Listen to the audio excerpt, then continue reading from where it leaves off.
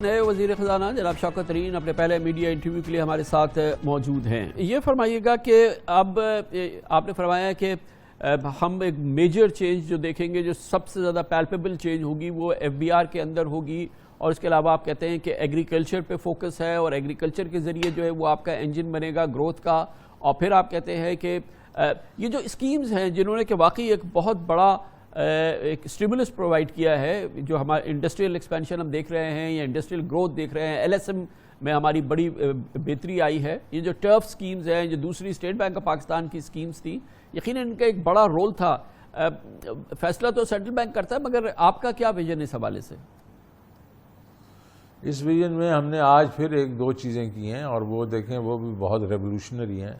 ہم S M E کو بڑھاوا دینے کے لیے ہم نے ایک بہت ہی پروگریسو اسکیم اناؤنس کی ہے، جس کے بیچ میں کلین لینڈنگ ہوگی. چھوٹا جو ایک قسم کا ایس ایم ای ہے، ایس جو ہے اسمال یونٹ انٹرپرینور، اس کے لیے ہم کر رہے ہیں کہ اس کے لیے اس کو کوئی سیکیورٹی کی ضرورت نہیں ہوگی.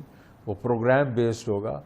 وہ اس کو تو 9% پہ ملے گا جو ہے، اور جو ہم فائنانس کریں گے اس کو اپنا بینک کو، تو وہ 1%. تو اس کا مطلب ہے بینک کو ہم نے کافی پیسے دیے ہیں کہ وہ اس میں انویسٹ کرے اور اس کو پروفٹیبل بنائے اور اس کو بڑھاوا دے. اس وقت پورے ایس ایم ای جو آپ کے بینکنگ سیکٹر میں ہے وہ 1 لاکھ جو کسٹمر ہے.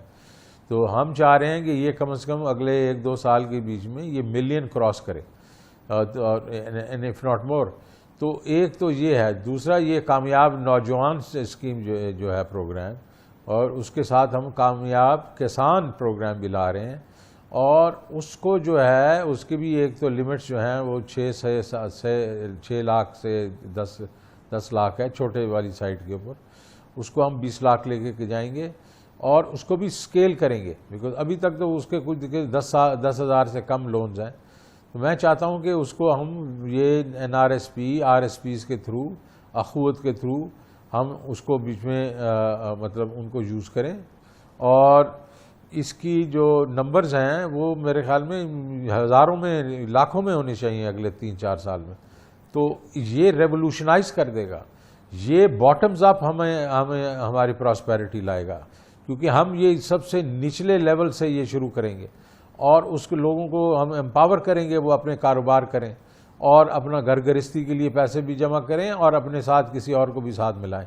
تو یہ جو ہے نا، جو ٹرکل ڈاؤن کی اب یہ اپوزٹ جو اپروچ ہے وچ از باٹمز اپ، اور وہ اس کے اوپر ہم یہ پروگرام لے کے آ رہے ہیں.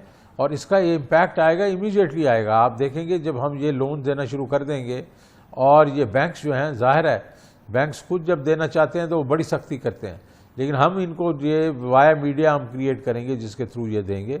اور انشاءاللہ آپ دیکھیں گے کہ گراؤنڈ لیول کے اوپر ہنڈریڈز آف تھاؤزنڈز آف جب لونز جائیں گے تو اس سے اکنامک ایکٹیویٹی بڑی بڑھاوا ہوگا. ترین صاحب یہ فرمائیے گا کہ اس سے پہلے جب یہ ہمارے جو ریٹس، پالیسی ریٹس وغیرہ جب 3.25% وغیرہ 13.5% وغیرہ ہو گئے تھے، جب تو آپ سراپا احتجاج تھے، اس کے بعد بھی آپ مسلسل، آپ جیسے بہت سارے لوگ جو تھے ان کی تسلی نہیں ہو رہی تھی. آپ ہمیشہ یہ کہتے رہے کہ اب بھی جو ہمارے پالیسی ریٹس ہیں وہ یقیناً وہ کہیں زیادہ ہے. ہمارا ڈسکاؤنٹ ریٹ، ہمارے پالیسی ریٹس یہ جو ہیں یہ ہماری ضرورت سے یا ہمارے حالات کے لحاظ سے کہیں زیادہ ہے. آپ کی وہ جو عدم اطمینان تھا وہ اب بھی برقرار ہے ہمارے انٹرسٹ ریٹس کے حوالے سے؟ دیکھیں جی، کچھ اب تو جو ہم لوگوں نے یہ ٹیرف انکریز وغیرہ کیے ہیں تو اس سے جو ہمارا کور انفلیشن ہے وہ بڑا ہے. میرا پوائنٹ آف ویو اس پہ بڑا سمپل ہے.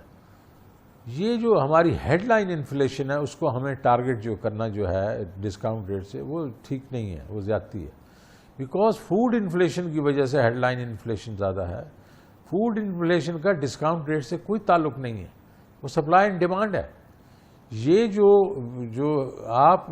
ڈسکاؤنٹ ریٹ ہے یہ کریڈٹ کے ساتھ تعلق ہے کہ جو اینٹیٹیز، جو کارپوریٹ باڈیز، جو حکومت وغیرہ جو کریڈٹ استعمال کرتی ہے اس کو ساتھ اگر ریٹ بڑھا دیں گے تو اس سے اس کی ڈیمانڈ تھوڑی کم ہو جاتی ہے. تو اس وقت جو ہماری جو ہے وہ تقریباً 7% پہ کور ہے، 7% کا ڈسکاؤنٹ ریٹ ہے. میرا نہیں خیال کہ اس میں کوئی ابھی تبدیلی آئے گی، لیکن جس وقت یہ کور انفلیشن جو 4-5% پہ تھی آج سے 2-3 مہینے پہلے 4 میں، اس وقت گنجائش تھی نا. کور انفلیشن اگر 5% تھی تو ہمیں ڈسکاؤنٹ ریٹ کو نیچے لانا چاہیے تھا، لیکن ہم نہیں لائے. لیکن یہ پروگریٹو اسٹیٹ بینک کا ہے. ہم چاہتے ہیں کہ وہ بھی انڈیپینڈنٹ ہو اور وہ یہ سوچے کہ اس کو ہم نے کیسے اس کو ایک بیلنس طریقے پہ بیلنس میں رکھنا ہے. Because I believe that food inflation has nothing to do with discount rate. تو اب مگر بہرحال آپ کے جو ٹی او آرز ہے، جب پرائم منسٹر نے آپ کو اپوائنٹ کیا تو جو آپ کو ٹاسک دیے اس میں نمبر 1 تھا کہ مہنگائی کم کرو، گویا کہ فوڈ انفلیشن کم کرنی.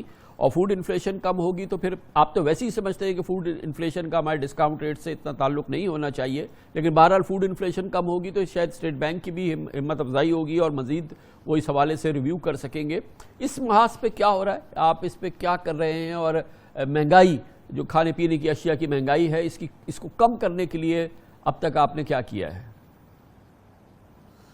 دیکھیں اس کے اوپر بہت کام ہو رہا ہے. میں نے آتے ہی یہ دیکھا کہ یہ فوڈ انفلیشن جو ہے اس میں جو ہمارے چیزہ جو ایلیمنٹس ہیں، جو چیزیں ہیں جس میں وہ کیوں بڑھ رہی ہیں. تو پہلی چیز تو مجھے یہ نظر آئی کہ یہ جو فارمر کو جو پیسے دیتے ہیں اور ایونچولی جو کسٹمر جو ہے اس کنزیومر جو ہے اس کو جو خریدتا ہے اس میں بہت فرق ہے. سو فارمر سے مطلب ہول سیلر کے پاس آتے ہیں، ہول سیلر سے ریٹیل میں بے انتہا فرق ہے. اس میں 300% کا 400% کا فرق ہے.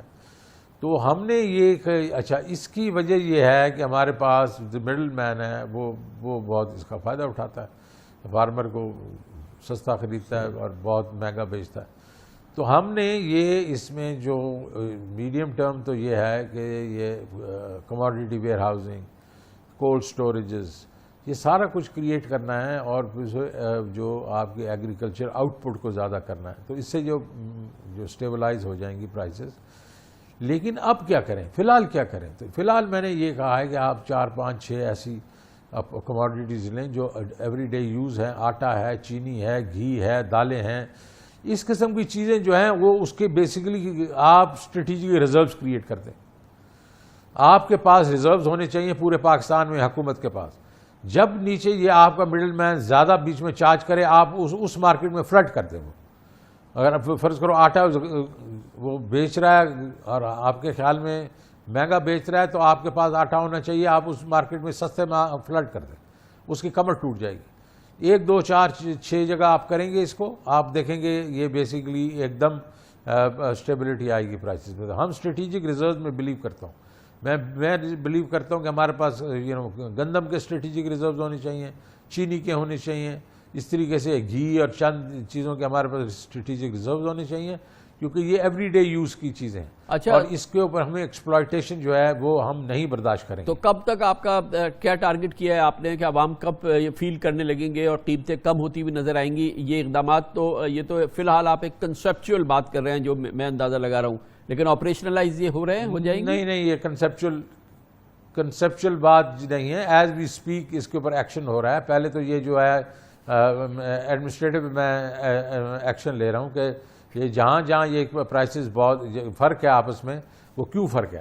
ہمارے یہ جو ہیں اے سیز اور ڈی سیز وغیرہ جو ہیں جو ڈپٹی کمشنر میجسٹریٹس ہیں کیا سو رہے ہیں، پہلے تو اس کے تھرو ہم کریں گے.